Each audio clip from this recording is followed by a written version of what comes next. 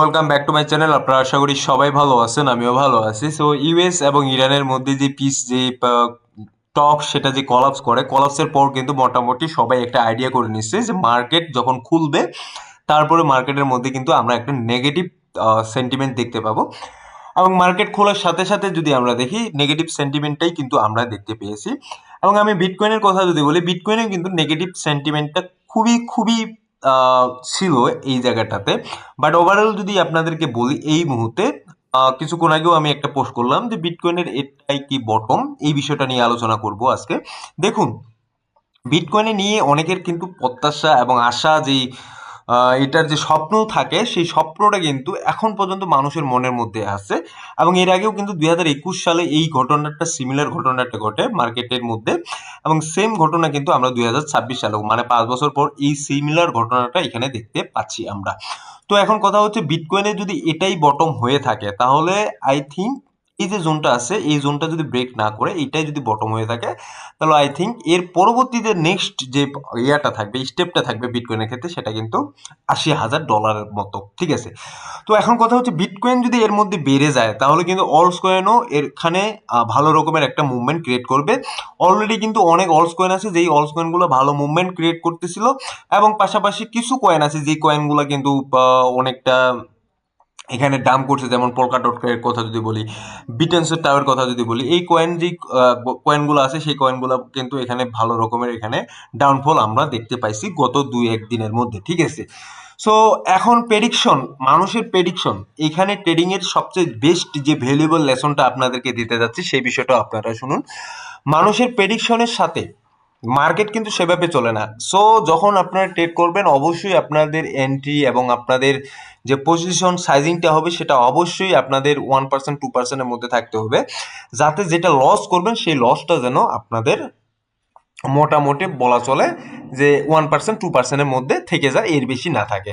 এখন গোল্ডের দিকে যদি আমরা তাহলে তাকাই তাহলে গোল্ডে আমরা কি দেখতে পাচ্ছি, মার্কেট কিন্তু এই যে ওপেন হয়েছে সোমবারের দিন যে মার্কেট ওপেন হয়েছে কিন্তু এই জায়গাটাতে।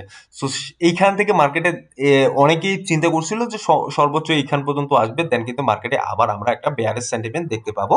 এবং মার্কেটে আমরা যদি দেখি বা গ্লোবাল যে সিচুয়েশনটা, সেই সিচুয়েশন অনুযায়ী কিন্তু অনেকে এই জায়গাটাতে শর্ট করে বসেছিলেন, দেন মার্কেট এখান থেকে কিন্তু বুম করছে, উপরের দিকে চলে গেছে। সো এখন গোল্ডের দিক দিকে যদি আমরা তাকে, গোল্ডে কিন্তু এই জোনটা আছে যে এই যে মার্ক করা জোনটা আছে এই জোনটা হচ্ছে বেস্ট একটা জোন, রেজিস্ট্যান্স জোন।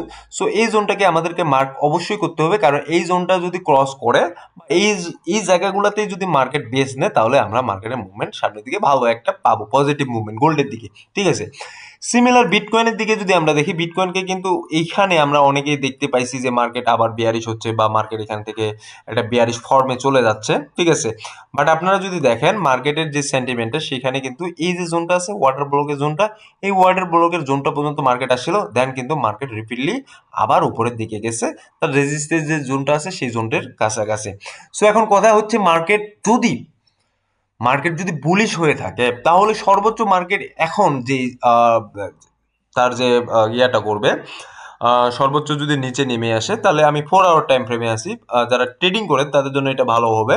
আমি যদি ফিবোনাচি রিট্রেসমেন্ট এখানে ক্রিয়েট করি তাহলে আমরা দেখতে পাচ্ছি এখান পর্যন্ত 72,000 বা 73,000 পর্যন্ত এই জোনটাকে আমরা মার্ক করে রাখলাম যে মার্কেট এখন এতদূর পর্যন্ত কারেকশন নিয়ে আবার মার্কেট উপরের দিকে একটা বুম তৈরি করবে, অথবা ওয়াটার ব্লক নেওয়ার জন্য সর্বোচ্চ এখান পর্যন্ত মার্কেট আসতে পারে 71,000 পর্যন্ত, ঠিক আছে, যদি মার্কেটের যে ইয়াটা ট্রেন্ডটা আপ ট্রেন্ড হয়ে থাকে, ঠিক আছে।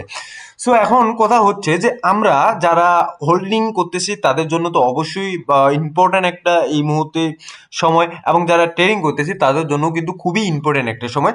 কারণ আমরা বিগত কয়েক মাস ধরে যদি আমি বলি, এখানে কিন্তু আমরা কন্টিনিউয়াসলি শুধুমাত্র মার্কেটের মধ্যে দাম দেখতে পাচ্ছি, এবং আমাদের সাইকোলজিতে একটা বসে গেছে যে মার্কেট যে কোনো মুহূর্তেই আবার ডাম করতে পারে, এরকম একটা সাইকোলজিতে কিন্তু আমাদের বসে গেছে, ঠিক আছে। সো এখন কথা হচ্ছে যে এই যে সাইকোলজিতে যারা ট্রেডিং করতেছেন তারা কিন্তু অবশ্যই চিন্তা ভাবনা করতেছে যে মার্কেট একটা উপরের দিকে উঠবে, আমরা একটা শর্ট পজিশন ওপেন করব, মার্কেট উপরের দিকে উঠবে আবার আমরা একটা শর্ট পজিশন ডিপেন্ড করবো। সেটা স্ক্যাল্পিং এর জন্য হয়তো বা ভালো হইতে পারে, ইন্টারডের জন্য হইতে পারে যদি সুইং ট্রেডিং করে থাকেন, মানে আপনার একটা ট্রেড একদিন দুদিন বা এক সপ্তাহ পর্যন্ত আপনার হোল্ড থাকে, সেক্ষেত্রে কিন্তু এই জিনিসটা খুবই অসুবিধা হয়ে যেতে পারে আপনার জন্য, যদি মার্কেট আপ ট্রেন্ড মুভমেন্টটা ধরে রাখে, ঠিক আছে। সো এখন আমি খুবই একটা জিনিস খুবই এখানে আমি বলবো যে আমার একটু আশাবাদী যে মার্কেটের সম্ভবত এইটাই বটম, এবং এই যে জোনটা আছে এই জোনটা থেকে মার্কেট আবার উপরের দিকে ওঠার পসিবিলিটি আছে। সো এখন কথা যেটা প্রথম দিকে বললাম যে বিটকয়েনের প্রতি আশা, মানুষের ভরসা, মানুষের যে স্বপ্ন, সেটা যদি মনে করেন যে এই যে মার্কেট যদি এখানে মনে করেন যে 48,000 বা 50,000 পর্যন্ত চলেও আসে, তাহলে কিন্তু মানুষের সেই আশা স্বপ্ন ভঙ্গ হয়ে যাবে। সেই যে তাদের যে চিন্তাধারা, সেই স্বপ্নগুলোও কিন্তু এখানে পুরোপুরি ধ্বংস হয়ে যাবে।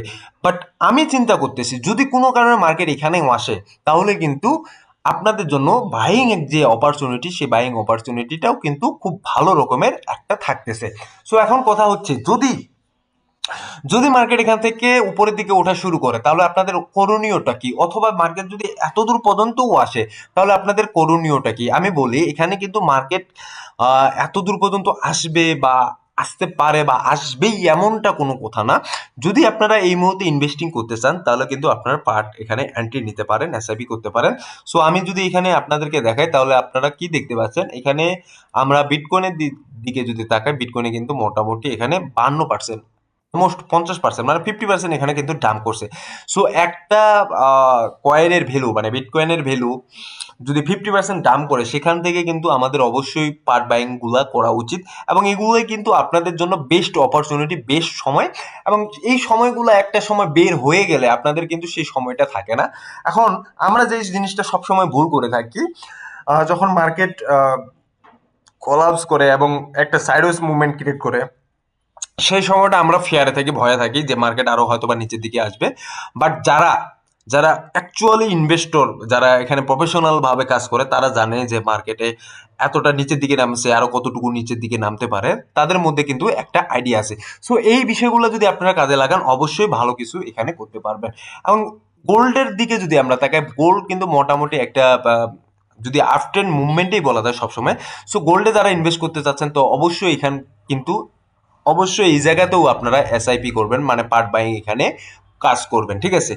সো এখন কথা হচ্ছে গোল্ডের যে বিষয়টা আপনাদেরকে এখানে আমি বললাম যে এটা রেজিস্ট্যান্স জোন, এই জোনটাকে আমরা মার্ক করলাম, এবং মার্ক করার পর যদি আপনারা দেখেন এখান থেকে মোটামুটি 50,000 আছে, সেই 50,000-এর জোনটাও কিন্তু একটা আমাদের রেজিস্ট্যান্স জোন হিসেবে কাজ করবে। সো আমরা এই যে জোনটা যদি ক্রস করি, তাহলে আমরা 50,000 পর্যন্ত আমাদের, সরি, এই 5,000 পর্যন্ত আমাদের এখানে কিন্তু ইয়ারটা থাকবে, ঠিক আছে। 4800 এখন আছে, 4771 বা 4800 কাছাকাছি আছে। তো 5,000-এর যে জোনটা আছে, সেই 5,000 জোনটা কিন্তু আমাদেরকে মার্ক করে রাখতে হবে, ঠিক আছে। সো ধন্যবাদ সবাইকে, ভালো থাকবেন, সুস্থ থাকবেন।